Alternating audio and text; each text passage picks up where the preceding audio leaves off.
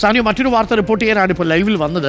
അത് റിപ്പോർട്ട് കൊണ്ട് live അത്തോടെ impact ആണ്. സംസ്ഥാനത്തെ എയ്ഡഡ് സ്കൂളുകളിലെ ഭിന്നശേഷി നിയമനം സർക്കാർ നേരിട്ട് നടപ്പാക്കുകയാണ്. നിയമനത്തിനുള്ള യോഗ്യരായവരെ കണ്ടെത്താൻ പൊതുവിദ്യാഭ്യാസ വകുപ്പ് സമിതി രൂപീകരിച്ചു. പൊതുവിദ്യാഭ്യാസ ഡയറക്ടറാകും സംസ്ഥാനതല സമിതിയുടെ ചെയർമാൻ. സാനിയോ മനോമിയുണ്ട് കൂടുതൽ വിവരങ്ങളുമായി. സാനിയോ മനോമി, നമ്മൾ തുടർച്ചയായിട്ട് റിപ്പോർട്ട് ചെയ്ത വാർത്തയാണ് ഭിന്നശേഷി നിയമനം നടക്കാത്തത് മൂലം ഈ എയ്ഡഡ് സർവീസുകളിലെ അധ്യാപകരെ ബുദ്ധിമുട്ടുന്നത്, അവരുടെ നിയമനം വൈകുന്നത്, അതിൻ്റെ ദുരിതാവസ്ഥ നമ്മൾ തുടർച്ചയായിട്ട് റിപ്പോർട്ട് ചെയ്തിരുന്നു. ലൈവ് തന്നെ നമ്മൾ കൊണ്ടുവന്നു. ഇപ്പോൾ തീരുമാനമായില്ലേ ആ വിഷയത്തിൽ?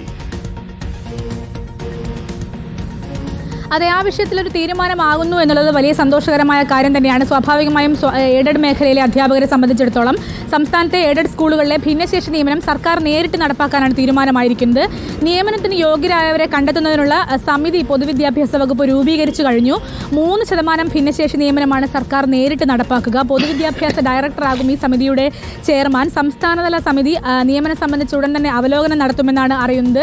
ജില്ലാതല സമിതികളായിരിക്കും ഓരോ ജില്ലയിലെയും യോഗ്യരായവരെ കണ്ടെത്തുക. ജില്ലാതല സമിതികൾ യോഗ്യരായവരുടെ പട്ടിക തയ്യാറാക്കി നിയമനത്തിന് ശുപാർശ ചെയ്യുകയാണ് ചെയ്യുക.